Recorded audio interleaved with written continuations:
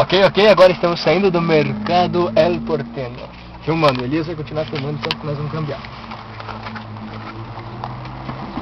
Filma, velho. Por fora, Vai dar sim, gente. Sim, não vamos dizer que nós roubamos a câmera. Pensou em deixar a câmera?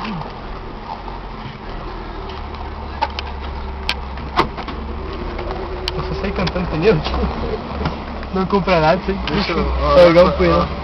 Supermercado, El Porteño. Como caminho lá.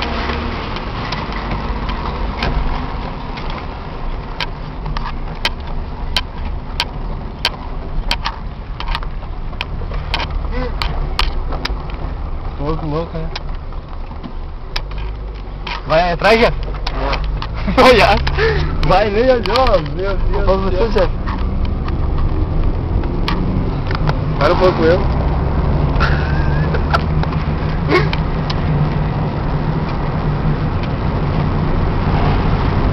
Direção obrigatória. Ó, você sabe quem que é? Eu, cara. Saudade do Brasil. Senhora. Telecom. Pela Cambina.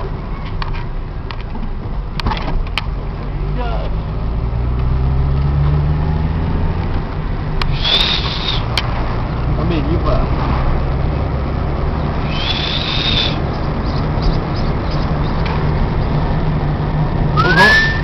Vamos no cassino? Vamos apostar nossos gatos. E eu não ganhei carteira aí, vou postar o quê? Vocês pediram o documento ali, você falou, ó, sala dos Juegos, ó, sala dos Juegos. Juegos? Juegos. Sala de Juegos.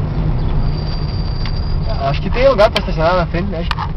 Ó, vamos filma o cachorro ali, ó. Vê se ele fala em argentino, castelhano. Fala esse capeta.